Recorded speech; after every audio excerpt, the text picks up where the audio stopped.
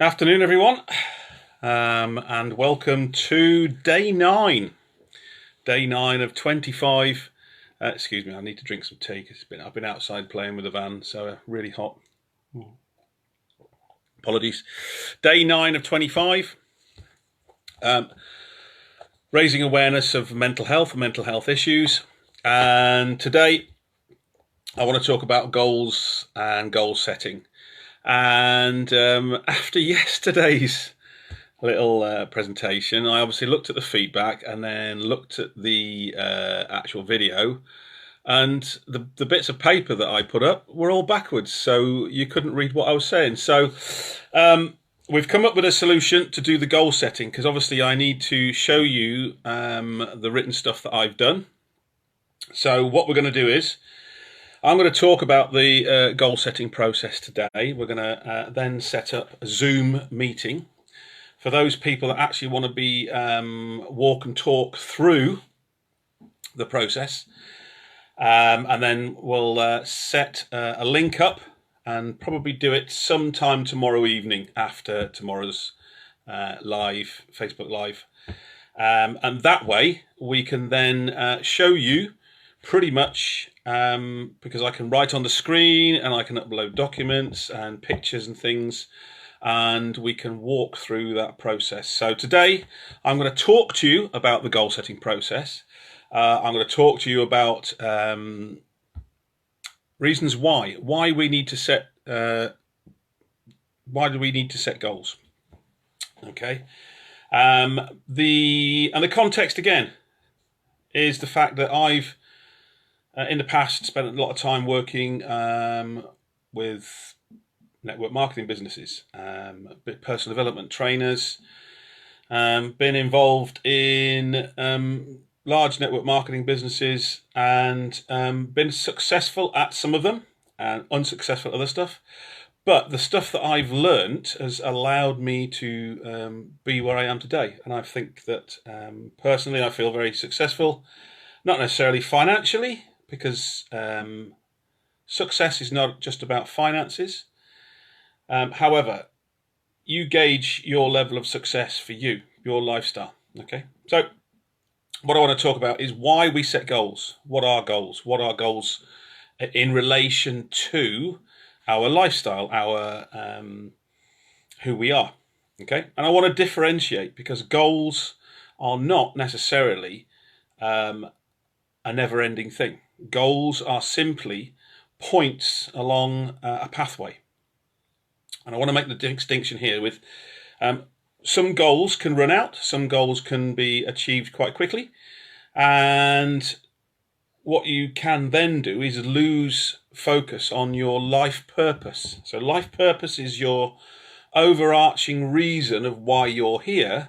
Goals are those things that you set infrequently, frequently, intermittently, or not at all sometimes, to get you along the path of where you want to go. But your life purpose is this never-ending thing that you follow. So we're going to look at how we set goals at the moment. So, and again, what I want to sort of just say is these were successful for me. This was my way. And there was 2 or 3 different ways that I started with goals. There was 2 or 3 things that I used to do. But again, everything I say is from my context. If you want to delve into this stuff, there is loads of stuff out there. There's loads of books and courses, trainings you can do on goal setting, finding your life purpose, finding meaning, etc.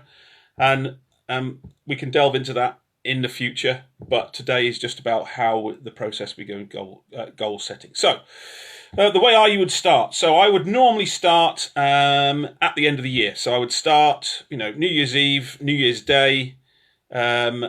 I would sit down and I would get out a large A4 book, hardback book, well, not hardback book, but a softback book like this. This one used to come from Wilkinson's, 4 or 5 quid, etc. You can get really expensive ones, if you're that way inclined, leather backed, etc. Or just a simple exercise book would do. And what I would do, I would sit down and make sure that I've got plenty of time. Okay, you are worth the time and effort that you need to invest into your life. So this is you creating time and space for you to do your stuff. Okay, and what I would do is I would section out maybe half a day or even the whole day on New Year's Day, New Year's Eve, and get the book out, and I would write on the first page. I would write, okay, everything, and I would sit for maybe a good hour. I would sit and write a list of things, and I would number them, that were significant in my life. Okay, or I had an interest in, or I wanted to do something with. So I'm just going to run down my list to start with to give you some idea of some of the things, and I'm just going to give you the headings. Okay, so personal fitness, health, nutrition, spiritual growth, training, martial arts, outdoor skills training, finance, books, world ventures, personal development, blog, website, social media, climbing, cadets, family, relationship, partnership, location, house, travel, etc., etc., etc. Okay, so there was probably 40, 45 things there that had an influence in my life at that point, and that one was from 2014. Okay, 2014. Okay, so then after I'd done that, have a cup of tea, relax, whatever, and then each subject that I'd written, I would then take the next page. So the first page after that full list, number one, I would write whatever the number was on that list, all the way through. So each one of those subjects would get a full page, a double page, to itself. Okay, and I would then, once I'd written all that through, I'd then go through and then start writing anything to do with that subject. So for argument's sake, personal fitness, maybe I would suggest that I wanted to run a marathon, want to go to the gym 4 times a day, haven't found a way to do this certain exercise, etc. And I would then write down everything that I had in it, whether I had stuff existing, perfect goals, etc. Limitations maybe as well, so timings. Okay, and then I would go through that whole list, and every single subject on there would get something written on there, or wouldn't. Remarkably, wouldn't get something written on it. Okay, so then we've got all of these pages with something written on there, and then we start to then go through and see what is significant, see what is the pages that are full of writing. So if we spend a lot of time writing about a certain something, it's quite important to us. So then we think, okay, well, let's delve into this subject a little bit further. What is there on here that is of importance to me? Okay, so you start to then delve into that one subject. For argument's sake, let's get one here. Yeah, so say books. Okay, so we go to section 9. Yeah, and we read all about books. So then we say, okay, so I've got a list of books here that I've read, and there's a list of books here that I want to read. Okay, so then you start to then look at, okay, what is it I want to do with books? So do I want to commit to be reading these books over a period of time, or is there certain books that I'm missing, etc.? Okay, do I want to write a book? Do I want to commit to putting something on paper? Do I then want to think about how I'm going to write a book? When am I going to write a book? So all those things start to peel off. So let's just stick with that subject, so books. So then we could say, okay, right, so what I want to do this year is really commit to reading every day. Every day. Every day I want to read for 10 pages of a book every day. So I'm going to commit to that. So then you start to think, okay, right, so how can I write a goal around reading a book every day, reading 10 pages every day? So we then come to, I get a separate book for my goals, yeah, a little A5 book. And again, from Wilkinson's, feels like leather, but it's not, it's about £3 or £4, okay? And what we do is we then split up our goals, and we have one goal for one page, okay? And there's other stuff in there, you know, daily reading, affirmations, stuff about why you want to have goals, review them, etc. So split the page into three sections, 3 parts. Okay, and the first part, top of the page, it says goals and deadlines. Okay, so this is where we make the commitment to the goal. So the goal that we've got is to read 10 pages every day of a book. Okay, not the same book, okay, because that'd be quite boring. But so just 10 pages a day, commit to at least 10 pages a day. So, and then we say we have to write this goal so that it's already happened, because what we don't want to be doing is writing in the future something that may or may not happen, because we're committing something to paper as a goal that needs to be in existence. And I'll explain what that means. If we say end of this year, okay, I am going to be this, that, and the other, we're projecting that into the future, and that is just basically a wish, okay?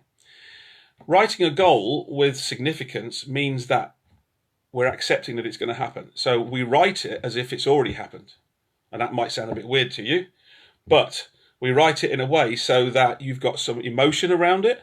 It is a significant date, it's a fixed date, and you know that it's going to happen.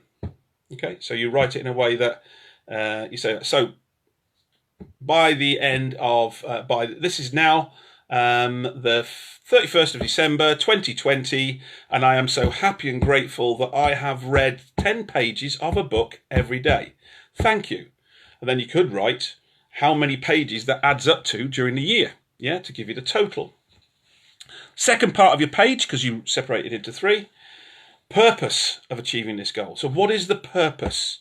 What is the reason? What is the burning thing that you need to force you, if you don't want to force you to do this goal?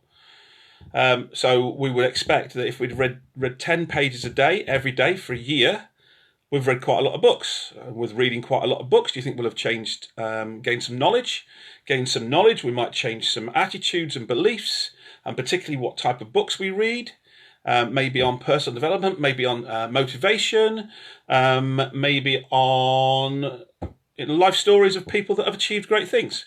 So do you think that would have achieved some positive changes for us? Yes. Okay. So purpose of achieving this goal, so that in the next year, I am going to invest heavily in myself.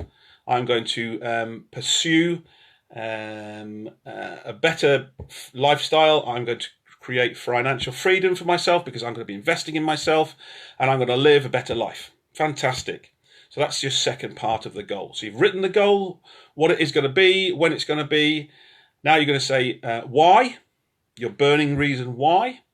Third part, the bottom part, is the action plan. So it says there, action plan. So then you list at least five actions you are going to take to achieve that goal.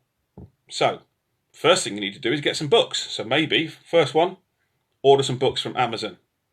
2, research good books from Amazon. 3, have the bookmarks and the books ready. Okay. 4, create space in your diary. Yeah, so that you've got a reading time. 5, tell my significant other that from 5 o'clock until 5:30 every evening, I'm not to be disturbed, please, unless the house is burning down, because I'm going to be reading my 10 pages of my book. Okay? So that's how we create a list of subjects to address some of the things that we want to do in our life. That's how we create a goal book. And then by doing that process, why are we creating this process of setting goals? What's that got to do with mental health? Well, if we're just following on in our life, getting along with it, just bumping along, and there's no real purpose, there's no real focus on growth within our life, then our life becomes a little bit of a treadmill. Our life becomes a bit of a hamster wheel process. And I'm not just thinking about going on holiday and doing great things like that. But that can be part and parcel of your goal book. You can be focused on achieving certain things so that you have a certain lifestyle, going certain places.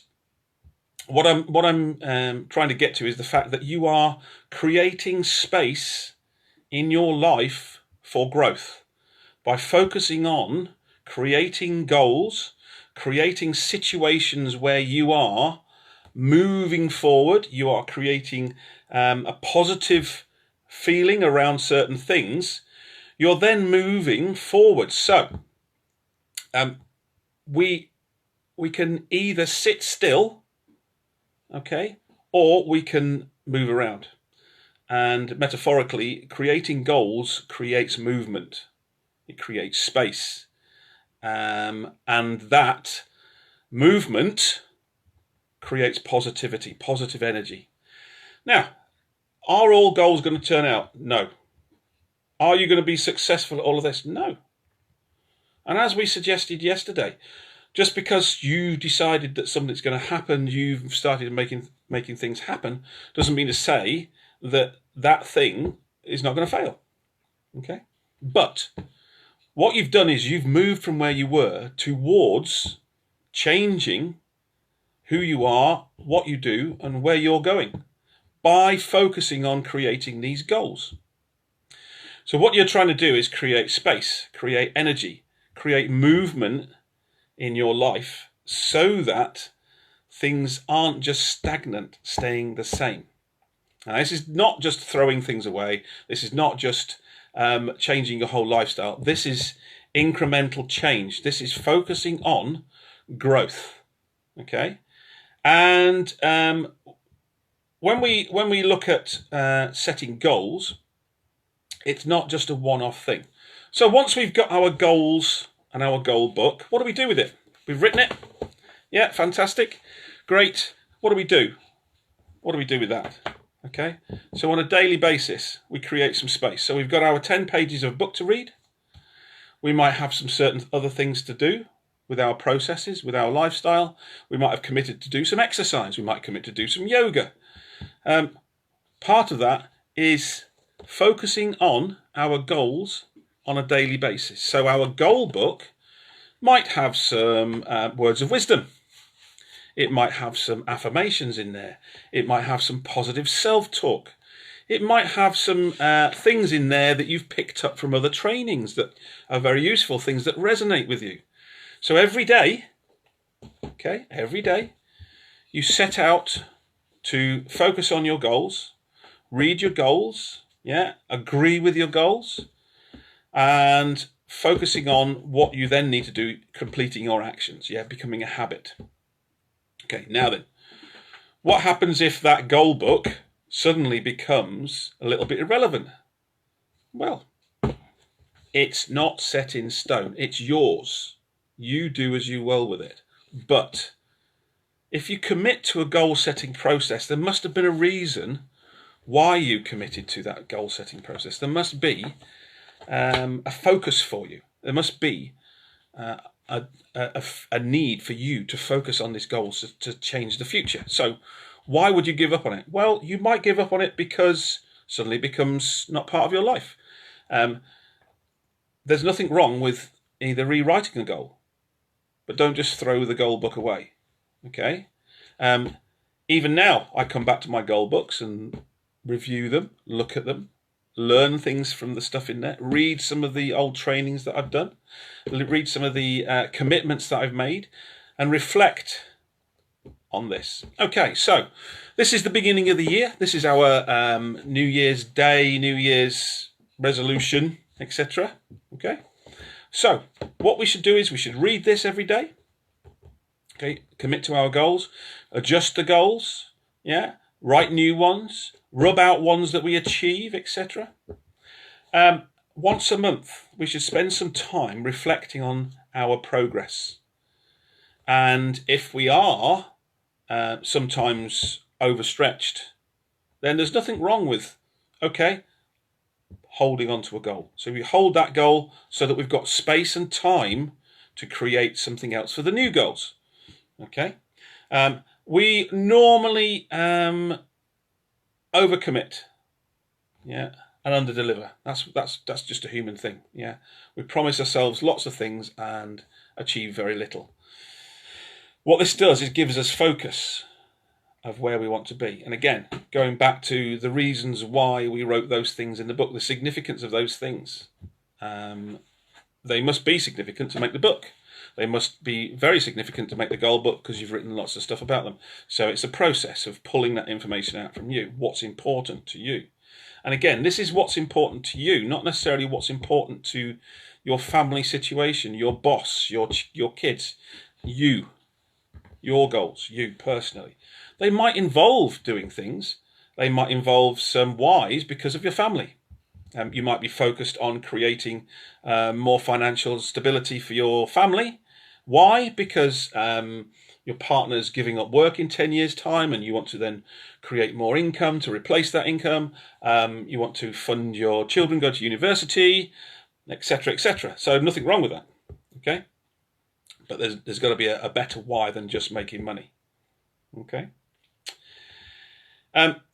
We normally achieve greater in 5 years than we expect, but less in 1 year. So we always think we can achieve a whole lot more, but it takes normally longer than a year at least, maybe 1 or 2 years to actually achieve some of this stuff. So we will achieve something, and some of these things you may set yourself up to do, and they achieve very quickly.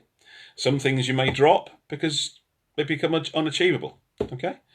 And I'll just mention again, we will be focusing step by step on the goal process. Again, from yesterday, I can't actually show you the paperwork the right way around. It was all backwards, as you can see from the sign there. And the way that we're going to do it, I'm going to do it off the computer as a Zoom meeting.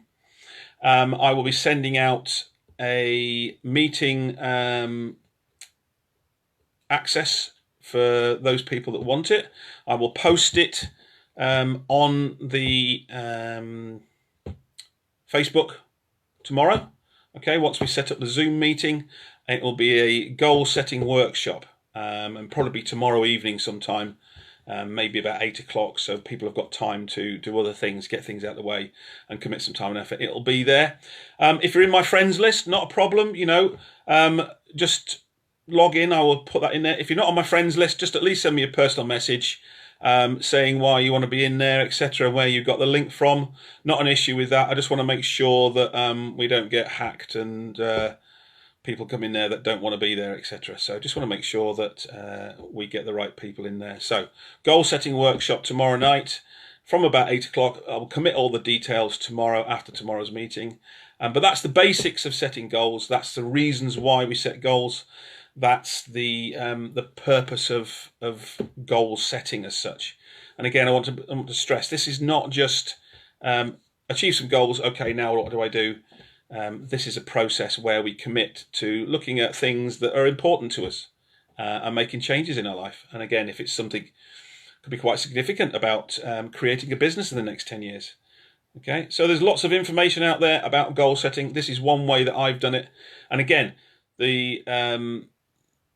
for me, the process of setting goals means that you are focused on creating a more positive outlook for yourself. So particularly with mental health, where people feel stagnant, where people feel they have no future, they have lost momentum, clicking their heels, just bored, no focus, bored with their job, bored with their life, creating just day in, day out boredom. Creating goals, okay, can be a way to keep you feeling positive. And there's a whole lot of other technology behind it, and there's a whole lot of other stuff you can do. You can do bucket lists and have a 100-part list that you can go and set up a 5, 1, 10, 20-year plan. Okay, we're not talking about that in depth at the moment, but we can do maybe in the future if there's a call for that. This is just basically having a focus on how to focus on things that you find significant and want to create some change. And particularly if you've been doing some of the exercises that I've asked over the week, looking at our self-talk, looking at maybe some of the things that we wrote down on our story. If you wrote down what your story was on Wednesday after listening to my story, some of the things there that you're thinking, okay, well, I need to sort of replace some of those things because they're going to finish soon, etc. This might be a way for you to sort of get some purpose back in your life. Okay, so any issues, just message me as normal. Thanks very much for the good messages. Just before I go, I mentioned that I would talk about some of the books that I've read with purpose and significance. I didn't do one yesterday, so I apologise. I was far too excited about showing my pyramid shape stuff there backwards, and that didn't work out too well. So I talked about games people play with Eric Byrne the other day. This book, this is it's obviously a reprint, so you can't see it because it's in black and white there. Think and Grow Rich, Napoleon Hill. An absolute classic, particularly for home business people building network marketing businesses, etc., or entrepreneurs, etc.